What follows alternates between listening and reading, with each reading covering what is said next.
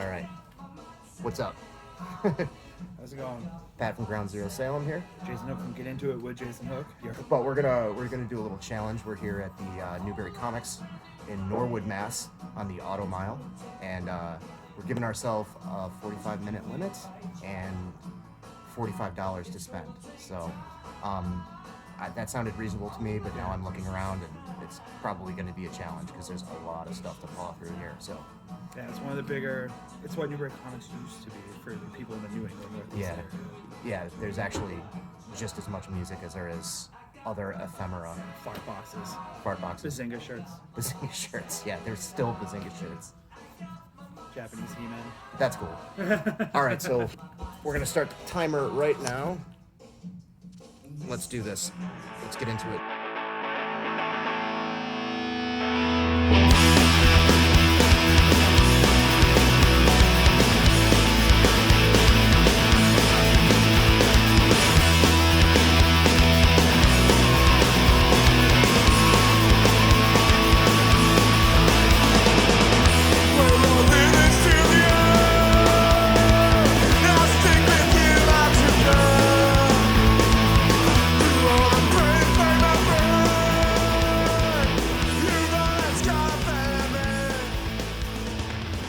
Hello, greetings from Ground Zero Salem, from a cell phone suspended from my ceiling.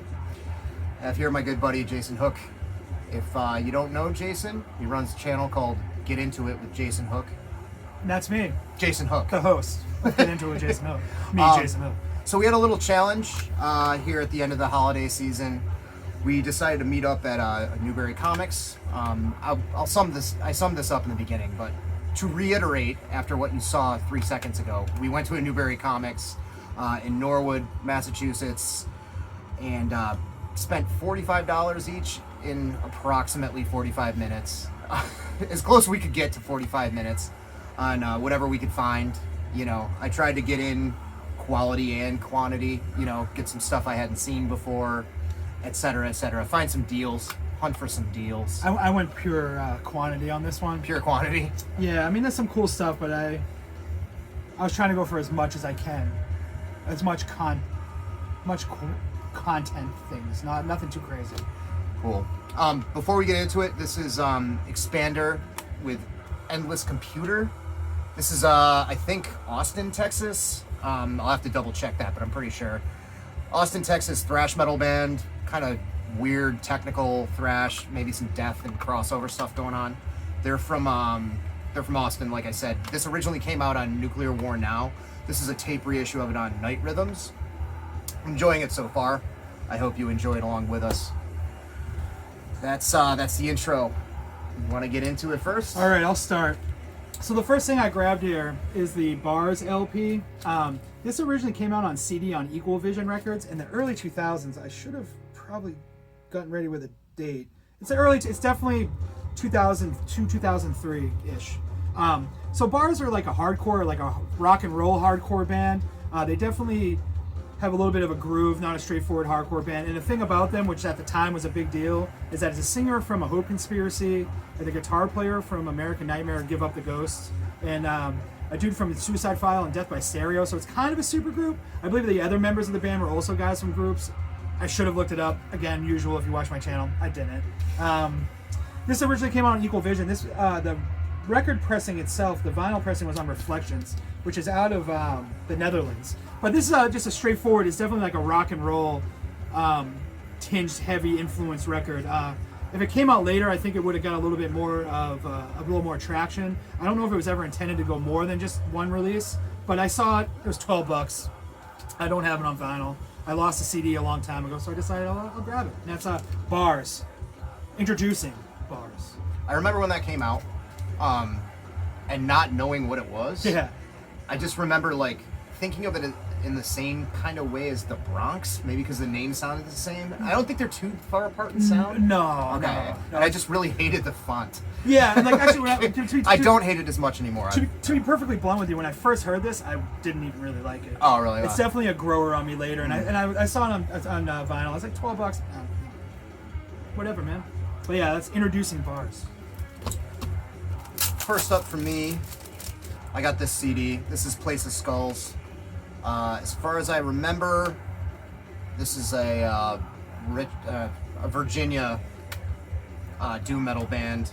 It features Victor Griffin from Pentagram. Wino was in this band on one album. I don't think he's on this one, to my knowledge. This was a cheap buy. I remember hearing some of the Wino material and really liking it, so I thought I'd take the plunge on picking this up, because generally this came out on Southern Lord, no idea what year. Judging by the Photoshop album art, probably sometime in the early 2000s, I'm not sure. That's got early 2K all over it. Yeah, I can't, doesn't say in the back, but I like Place of Skulls. I like that Wino stuff. I think I heard it on doommetal.com like forever ago. It's Victor Griffin, so it's a good pedigree. And Maryland, Virginia, Baltimore, all that area of that kind of doom metal stuff goes way back when. So happy to pick that up. Next, what I got is just it's a Clash Rock the Casbah single, $8. I didn't have this on vinyl. Now I'm looking at it. This cover is also incredibly not 2019. Yeah. Well, whatever. But yeah, so it's just like 2 songs on here. That was in the old music video. Yeah. Yeah. I hadn't seen it in a long time, and like they actually had like 3 of these in a row for $7.99. I briefly considered picking one up. And this is the kind of thing like if I'm out and about and I see this for $8, this is like flea market yard sale kind of fine for me too. I'm gonna buy it. It's $8, and I didn't have it, so I decided I'll grab it. It's a classic song. You all should know it. CBS Records, 1982. The Clash. Next up for me was what is this called? It'll End in Tears by This Mortal Coil on 4AD. I did have another record by this band. Not my favorite 4AD band. That goes to Dead Can Dance, of course. But I like this sort of like mystical, kind of dreamy style stuff that they did in their day, which I think, I don't know, they were around in the 80s and 90s, I believe. Part of what jumped out to me about this was the Patton Oswalt line about those bowls of mush that you would get at Kentucky Fried Chicken, and how it was like a really depressing thing to be eating everything out of one bowl, and the bowl should play this album while you eat out of it. That's kind of what it reminded me of. But I did have a double LP of, I think it was called Bluebell Knoll, and I really liked it. You know, just kind of like gauzy, spacey, kind of sad sounding stuff. Typical, you know, kind of 4AD kind of shit. And actually reading about it, I do remember hearing that this is probably their best record. So cool to pick up. I think it looks like it's lived a life too. Yeah, it's seen some shit. It's seen some shit. Yeah. Looks like they did a pretty good job resurfacing it at the warehouse where I used to work. Next, what I have, Pat's shown this, I've shown it. I own this on every single format now that I have it on LP. It's Ramones Mania. It's mandatory. Yeah. If you guys, you know, you watch both our channels, you know, I'm very open about anything Ramones that I find that I don't own, I buy. And since that band, I think, recorded every single thing they ever did, like every live show interview, they're going to be putting out material probably long after I'm dead.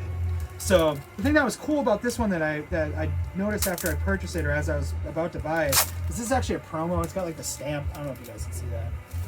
But if you guys know the Ramones, if you've never heard the Ramones, which is weird, I don't know how that anyone has never even would know who they are. Quite possible though. Martians, maybe. This will be the record to check out. It's pretty much everything you ever need to hear. It's all the classic songs that even the most entry-level music fan would know. I mean, they play this stuff on regular radio, so. Yep, car commercials. Yeah. So I just wanted to grab this so I can fill out. I don't know if it came on. Do you know if it came on 8-track? This would be after 8-track. I mean, it's like a lot of stuff. It would have to be like a double 8-track. Yeah, but that's probably the only format I don't have this on. It actually is the only format I don't have it on. I have CD and tape. Now I have vinyl. This is a singles collection I just picked up. Yes, of course. I'm talking about stuff I just picked up. This is a compilation of Unbroken singles here, which I can't read this because I'm blind, but I think it's Still Nothing Moves You. Oh, it's Getting Tougher to Say the Right Things. That's right. What is Still Nothing Moves You? Is that Ceremony? Ceremony. Hey, California. I never listened to Ceremony even. I must have been reading about it recently. Anyways, this is a collection of all their 7-inches and stuff. Really cool, influential hardcore band from the 90s that went from like like kind of a fast, chuggy post-youth crew kind of thing into like that style, but stealing Slayer riffs into like this weird sort of almost noisy post-hardcore. And this is like a lot of singles collections, this is a good snapshot of the beginning through till the end. The last 7-inch they did, I think it was called Circa 77, was really, really good and was massively influential on all the hardcore that came out in the 2000s for sure, especially the vocal style. All those bands that Jason just mentioned, like American Nightmare and Suicide File, wouldn't have sounded like they sounded without Unbroken's influence. Yeah, very cool stuff. I really prefer the Slayer-y stuff more than anything else, like on their record Life, Love, Regret. But it's cool to have all this be reunited. I had this back when it came out. I'm trying to think if I have it. I'm staring at it doing like the mental Rolodex. Yeah. It's in like, if I have it, it's definitely like in a box in the basement. Yeah, they do Level Terrace Apart by Joy Division on here. And one thing not related to the music that I thought was kind of interesting is how they influenced fashion to a certain extent. Like in the mid 90s, everybody had like these massive pants and basketball jerseys, and these guys dressed real sharp. You know, they had like pompadours and ties and stuff, and kind of inspired by Joy Division, I think, to a certain extent, and stuff from that era. A Christian Death shirt. Oh yeah, homeboy's wearing a Christian Death shirt right there, so that's definitely cool. But yeah, Unbroken. Yeah, definitely in Boston. Were you living in Boston in the early 2000s? Were you like? I lived in Boston until 2001, so yeah. Okay, that band had I don't know about the whole like hardcore scene in general, but in Boston, that band had a huge resurgence in the early 2000s. They Yeah, became makes super sense. cool again. Everyone was wearing Unbroken stuff. And I remember I got tricked because that 7-inch, that 77 7-inch, has 2 different covers. Oh yeah. And I bought, and this is I couldn't whip my phone out and be like, oh, what Right. is this? In Newbury Comics. And I bought 2 of them and went home and listened to it, and I was like, fuck, I don't own this. I hate that. And I think I actually have another one. I think I bought I think I have like literally 4 or 5 copies of that 7-inch. I just bought over the years in collections, and they just had different covers, but it's literally the same 7-inch. Yeah. All right, next what I have here is Tenement, Predatory Headlights. This came out on Don Giovanni Records out of New Jersey. Don Giovanni's a label that's been around for a while and seems to they put out a lot of bands that go on to be on other labels that might have more known releases, I would say. Yeah. Who am I thinking of? The Ergs. The Ergs, yeah. Ergs I think were- the Nightbirds did some with them. Yeah, and I almost bought a Degenerics LP Okay, today, and that was on yeah. Don Giovanni as well. So Tenement are a band. They're like kind of like a pop punky rock band, not like not like early 2000s Sum 41 pop punk, but they're definitely like they're not a straightforward hardcore band. This came out in 2015. It's a double LP. A lot of people like this was almost unnoticed in 2015. And it's become one of those things where like when the 2015 year-ender list came out, it was on all these like lists and people didn't even know it came out. Huh. yeah. And like I got it for $12. The thing with that band is there was another band called Condominium. Yeah. And I always confuse the two. I think I've done the same thing. But this is more of like it's a straightforward punk band, but not a spiky hair punk band. Not like a super like grab your skateboard and play Tony Hawk pop punk band. It's in the middle there. If you like bands like Hot Water Music or things of that nature, definitely check these guys. Drug Church, I would say this would be another band you'd get into. And it's one of those records that like I think got noticed and talked about way after it came out. So it's something to check out. You can get it for a double LP for $12. I'll spin it. Cover art's cool. Cover art's really cool. Yeah. It kind of reminds me of that guy that did the Dead Kennedy stuff. What's his Yeah, but that's the thing about this name? band. Raymond Winston Smith, or I might not have that right, but that guy. It was new to me, so. But that's the thing about this band is if you look at the cover, you might think this is like a DB record or like some sort of like. Yeah. It's definitely not. The sound definitely does not match what you see here, but not in a bad way. It's great. But that's Tenement, Predatory Headlights. Cool. So next up with me, I haven't bought like just like $1.45s in I don't know how long. And honestly, I was very regimented and precise about getting exactly $45. And I'd gotten to 43. So I said to myself, I'll just pick up a couple. What little paper sleeve 45s do I want? And I just kind of randomly grabbed this James Brown 45, and this is from 1981, so it's kind of past the prime of like his awesome stuff. It's I think like the Livin' in America Rocky soundtrack era, I think, or maybe the era of the James Brown that's being played in the movie Eye of the Tiger. Watch that movie; it shreds. Fucking Busey at its most Busiest.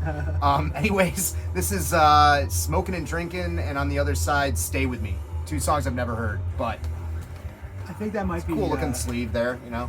I think that might be from the era where he went on that news show. Do you ever see that? Mm-mm. So he shows up on like a news show to plug something, and he is like not all right, as they say. And he keeps on saying like they'll ask him a question like, "Oh, you have a new tour coming up?" And he's like, "Yeah, baby, living in America." Ow! And he's got like these yellow like beta blocker glasses on. Oh yeah, pouring sweat. Yeah. He's blown out of his mind on cocaine. I saw yeah. It's had some Peruvian marching powder. Yeah. I have seen that for sure. It's classic. It's funny. I mean, it's sad, but it's also funny. But so I kind of did the same thing here. I bought a couple of these. I had a couple 99-cent bangers. I'll show these two together. Well, actually, this one was $2.99. These I always buy. This is a Devo with "Whip It and Turn It Around," just a Warner Brothers jukebox single. Nothing really remarkable about these. There's a lot of these pressed. But the thing about this Newbury Comics is they have in comparison to the other Newbury Comics in the area, they have a lot of stuff like this here that the other ones don't really carry. Yeah. Just singles, 45s, like cheapo 45s. This one I did I hope Newbury Comics doesn't watch this. But so they have the same sticker, so it doesn't say a band. So I didn't really rip them off for a price. But this was in a thrash dust sleeve, and I did the karate, like the super secret ninja, like put it in a nice one that I could, because I don't have any of these at home. I ran out. Yeah. So this is Devo working in a coal mine. It's actually it's actually on both sides. It's just it's a straight up jukebox 45. Sometimes you say promotional jukebox only on them, but this was 99 cents. I always buy these. I throw these on with my son because he's like 5 minutes old, so he doesn't want to listen to an LP. So like if he's like doing like I'm gonna get all dadcore, but like tummy time, I'll throw something like this on, and like he kind of reacts like he is reacting to noises. So I have a whole stack of these for like I paid $3 for 3 Devo songs, whatever. They're cool. And Devo's Devo. I'm a spud. That's right. Yeah. Yeah, the other one that I got this, I think, I'm trying to remember, I think my friend Ethan might have put one song by this band on a mixtape, like in high school. And my buddy Ethan, shout out to Ethan if you're watching, Nottingham High School, class of 96. He was class of 97. Anyways, dude was into industrial for a hot minute, and put some industrial songs on some mixes. And this isn't industrial as such, it's more like techno dance, but it's this band, the KLF, that were big in the late 80s. And they had like a pretty kind of serious like anti-system, maybe anti-capitalist kind of manifesto with their whole thing. And they played some award show right after they broke up, or as they broke up. And in their place, or playing with them, I don't know the whole story. It's been told a lot. I'm sure it's easily findable on the internet. They had Extreme Noise Terror play, and I do believe somebody shot blanks into the crowd with like some sort of gun. There's a photo. Machine gun. It's a belt-fed like Rambo machine. Oh, There's okay. photos of him holding it like this with a cigar hanging out of his mouth on the stage. So yeah, that's why I bought this. Was that cool story about Extreme Noise Terror? I've read it a bunch of times. I can't remember all the finite details, but apparently it was a Gatling gun, so that's great. Yeah. KLF. I'm sure the music probably won't even be my cup of tea. No, they did, and also at that same thing, they also had, I believe it might have been a goat or a sheep that was dead with like an they like attached a sign to it, like no capitalism, or like smash, and like they threw that in the crowd.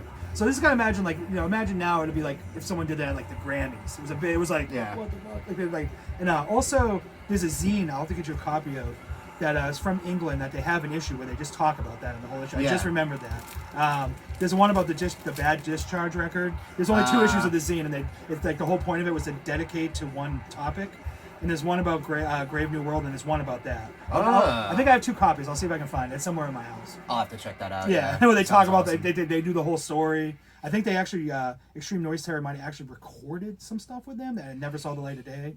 Like there's some sort of weird like now it would probably be considered noise. Yeah. But it's like the 80s. I seem to remember. I thought something did get released, but I could be totally imagining it. I don't know. I skip right by that too. I'm bummed. Senior moment memory. I don't know. Next, I have just 2 more 99-cent dumb records that I'd like to buy. This is Adventures with a Hawaii 5-0 theme. You know what's weird too? I don't know if you've seen this. There's people who collect these, like if you get nice dust sleeves with like the correct, you could sell these in bundles that people buy. Of course. Yeah. Of course people do. And Walk Don't Run. This is just, the Ventures are surf. I listen to a lot of surf, especially if I'm doing work around the house. Like I have like 5 Dick Dale CDs in my car. I really do. It's weird. My wife is okay. I did not know you had that many. I have a lot of them. Oh, all right. Because I buy them for I'll buy them at like yard sales or like super marked down cutout. How do you feel about Link Wray? I listen to him too. He's good. I like Yeah. Link Wray. But it's like it's total car music for me. Yeah, Like I have a Ventures box set too. Like that probably has this on it, so I don't know why I bought a 99-cent 745. But it's the Hawaii 5-0 theme song. Everyone knows that. And then I have, Glenn Fry. It's the classic "The Heat Is On" theme from Beverly Hills Cop. Yeah, man. I hate money.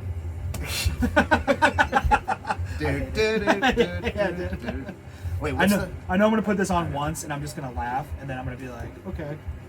Yeah, pretty much. I have a few of those. I have the theme from Fright Night. Oh, really? 45. That I was just like, how could I not? I was like skipping through it. I'm like $1, 99 cents.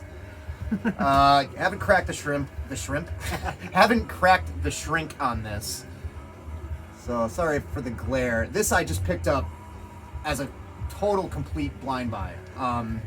The name of the band is Thunder War. You gotta. Sometimes these hype stickers, paying tribute to bands like Dissection, Bathory, Death, Obituary. Like, granted, okay, I guess they can be equally influenced by. But those are 2 very separate genres of extreme metal.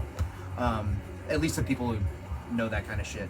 Anyways, that aside, this band's from Poland. I just bought it because of the hype sticker, really. So, inaccurate as it may be, I haven't listened to it yet. It hooked me anyway. The other main reason that I bought it was Life Force Records from Europe. I don't remember. It was probably Belgium, I think, but they were a European label that was around in the late 90s that put out like a lot of the like metalcore of the day, like that Hate Thousand stuff that was predating all the makeup and keyboards, kind of like Warped Tour metalcore. Like it literally was mostly hardcore kids, straight edge kids playing like a hybridized version of like death metal and thrash metal, and a lot of it was like very legit and very heavy.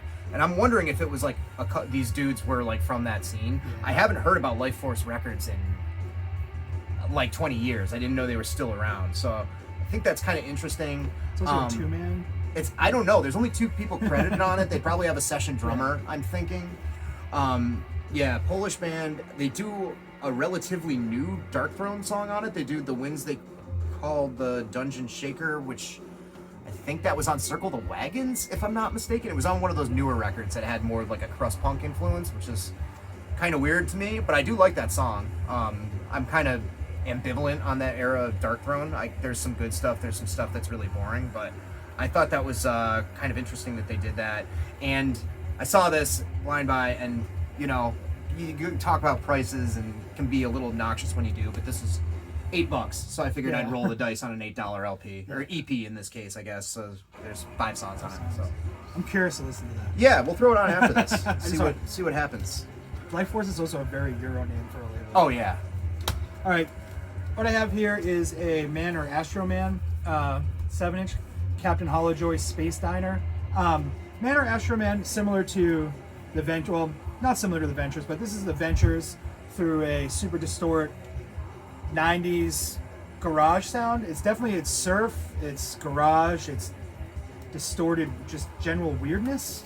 I'm a big Man or Astro Man fan. I purposely don't look for a lot of stuff. Like, I don't look up a lot about them. I don't want to know. I just buy their stuff when I see it, and I've never been disappointed. But there's some hit the lyrics: space potatoes, yeah, yeah, yeah, yeah, yeah. Freeze dried ice cream, yeah, yeah, yeah, yeah, yeah. We'll drink some Tang now, yeah, yeah, yeah, yeah, yeah. So, I mean, this could be interesting. Which leaves us asking the question: what exactly is in our meat? And to find out, and then it's got the address to send away for stuff.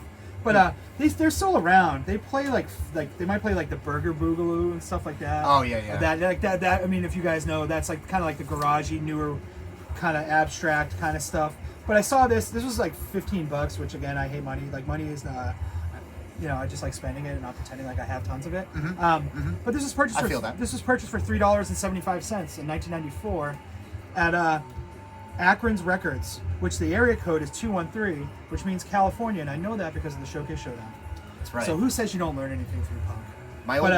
Man or Astro Man. My old grind band used to cover 213. Oh, really? And it was literally the only song that got any reaction. Yeah, we're gonna smash you right into the sea, man. My band with Mike Reed there. Yeah. Speaking of grind, picked up this Cripple Bastards LP. Cripple Bastards was a band that I was really into like 20 years ago. I got reacquainted, and it was in updates like a while back. I had a big grind phase where I kind of caught up with some releases and got some stuff that I used to have.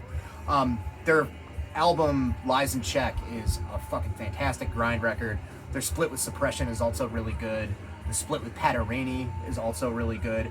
After that, I kind of lost the plot with them, so I think they're still around.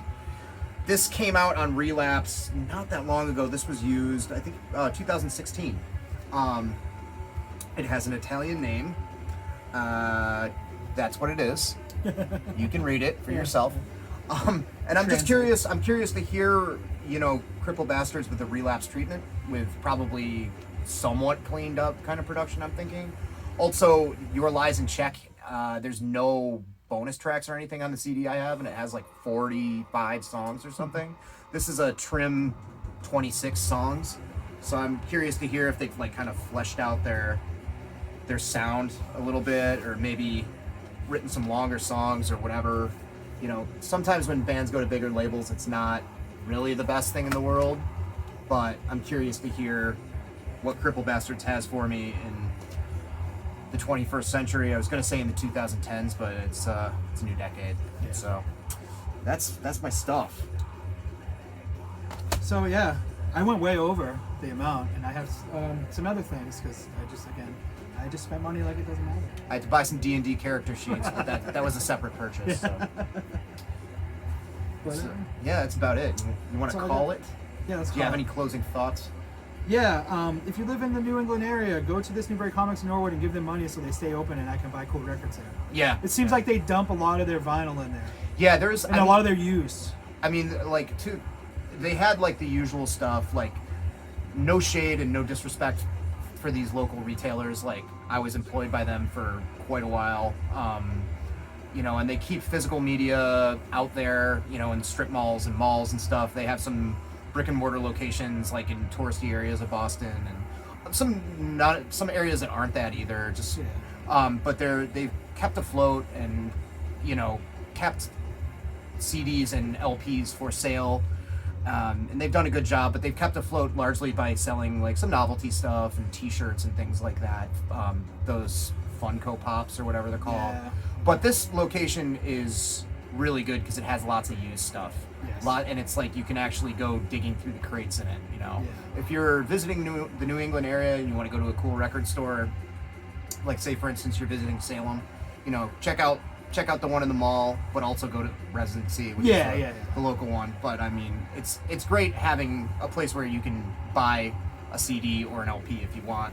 Not everywhere in the country has that. We often forget that, but at any rate. Spoiled. At any rate, yeah, support them, support any brick and mortar local retailer for sure. And I think this record's pretty good, this Expander. Yeah, it is. Check out Expander, Texas. And that's it, we're out. Bye.